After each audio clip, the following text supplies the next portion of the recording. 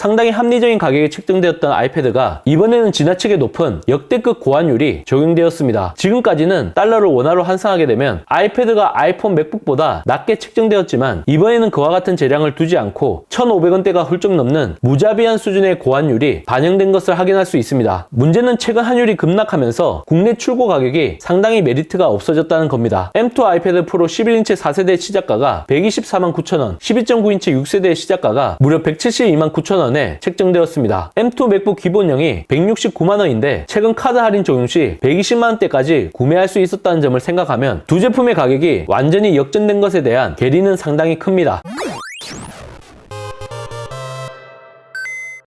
테크에 진심을 다하다 테크 요정 비티크입니다. 지난 10월 18일 새롭게 디자인된 10세대 아이패드와 M2 칩을 장착한 아이패드 프로가 공개되었습니다. 통상적으로 아이폰이나 아이패드와 같은 애플 주력 카테고리의 신제품 공개 때마다 키노트 이벤트가 진행되는 게 관행입니다. 애플 CEO이자 호스트인 팀 쿡을 비롯해 담당 임원이 직접 신제품을 설명하고 시연해주면서 기대감을 고조시켜주는 역할을 했습니다. 하지만 이번에는 별도의 행사 없이 조용하게 차기 아이패드를 보도자료 형식으로 빌려 공개했으니 전례를 미루어 보면 상당히 이례적인 일이 아닐 수 없습니다. 먼저 아이패드 10세대는 전면 디자인이 확 달라졌습니다. 전면 홈 버튼이 사라지고 대신 상단 버튼에 터치 아이디가 생겼습니다. 쉽게 얘기하면 아이패드 미니 6세대가 좀 더 커진 것 같은 느낌이 든다고 보시면 되겠습니다. 처음으로 전면 카메라가 가로 방향 가장자리에 배치되었고 라이트닝 포트 대신 USB Type-C 포트가 탑재되었습니다. 또한 A14 바이오닉 칩이 탑재되었는데 이전 세대 대비 20% 향상된 CPU 성능과 10% 향상된 그래픽 성능을 제공합니다. 하지만 애플 펜스 2세대가 아닌 1세대를 지원하기 때문에 충전 자체가 상당히 불편해졌습니다. 2015년 출시된 애플 펜슬 1세대는 무선 충전을 지원하지 않아 반드시 라이트닝 단자로 충전해야 합니다. 하지만 아이패드 10세대는 USB Type-C 단자가 채택되었으니 별도의 젠더가 있어야 합니다. USB Type-C 애플 펜슬 어댑터를 별도로 구매해야 충전할 수 있는데 상당히 기괴한 모양새가 됩니다. 게다가 기본 모델이 329달러에서 449달러로 크게 올랐고 발표 기준 $1 환율 상승분까지 더해지면서 아이패드 9세대 대비 무려 50%가 인상된 67만 9천원에 책정되었습니다. 시대착오적인 베젤이 사라지고 극적인 디자인 변화가 이루어진 건 상당히 반가운 일이지만 USB Type-C 탑재를 무색하게 만드는 애플 펜슬 1세대 지원과 역대급 가격 인상이 이루어지면서 가성비 측면에서 보면 오히려 퇴보했다는 평가를 받을 수밖에 없는 거죠.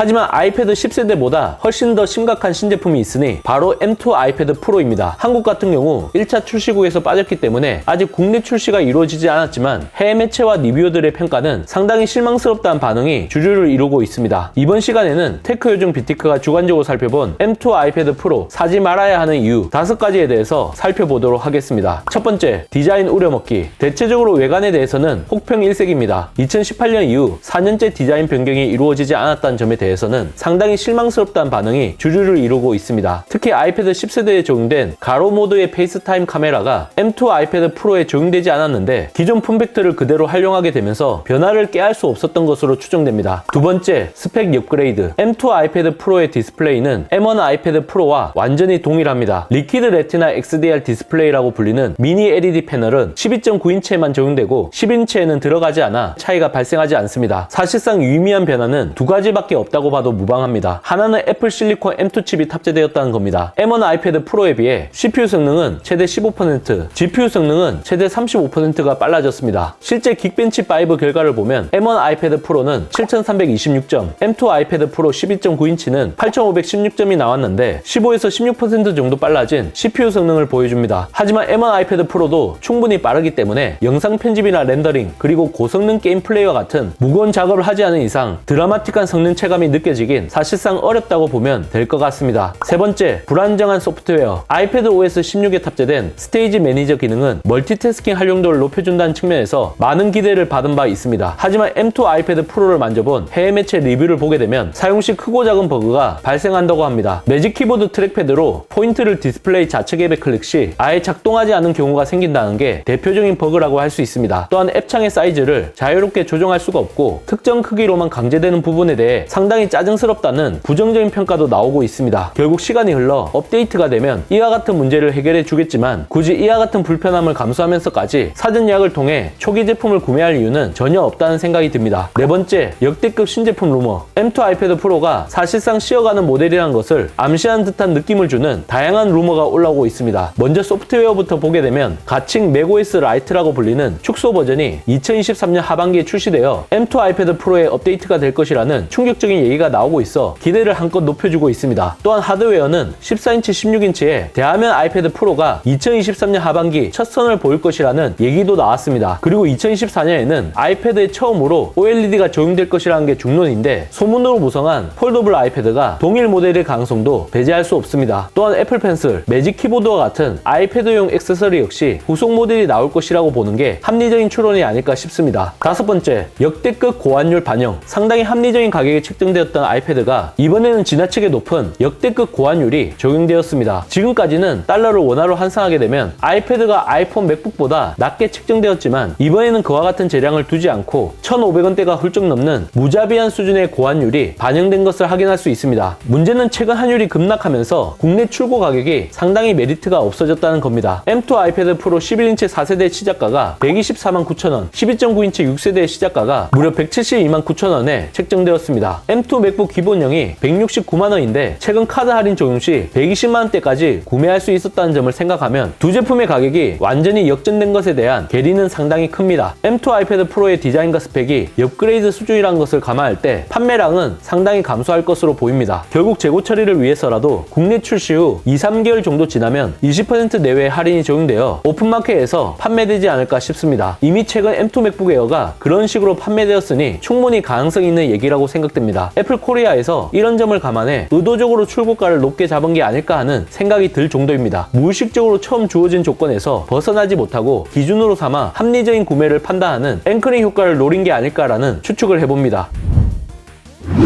그럼에도 불구하고 M2 아이패드 프로를 바로 구매하고 싶으신 분들도 있을 겁니다. 이런 분들을 위해 이 제품을 꼭 사야 하는 이유에 대해서도 함께 언급해 드리려고 합니다. 바로 호버 모드를 사용할 수 있기 때문입니다. 애플 펜슬을 디스플레이 위로 가져가면 펜슬 팁에서 방출되는 전자기 신호를 최대 12mm 떨어진 거리에서 감지하게 되는데 M2 칩이 애플 펜슬의 3차원적 위치를 파악하게 됩니다. 애플 펜슬이 닿게 될 지점이 어디인지 정확하게 보여주는데 앱과 위젯에 올려놓으면 살짝 커지면서 반응합니다. 이 기능을 사용하려면 아이패드 OS 16과 애플 펜슬 2세대 그리고 M2 아이패드 프로라는 세 가지 조건을 모두 충족해야 합니다. 불안정한 스테이지 매니저보다 애플 펜슬의 호버 모드가 훨씬 더 마음에 든다는 의견이 있을 정도로 상당한 호평을 받고 있습니다. 아이패드의 드로잉 경험을 크게 향상시킬 뿐만 아니라 사파리 브라우저에서 화면을 직접 터치하지 않아도 유튜브 동영상을 미리 보고 스크랩도 가능하다고 하니 활용 범위가 상당히 넓고 매력적인 사용성을 더해준다고 보면 되겠습니다. 애플 펜슬의 활용도를 한 차원 더 높였다는 점에서 M2 아이패드 프로 상당히 매력적인 제품이라고 할 수 있겠습니다.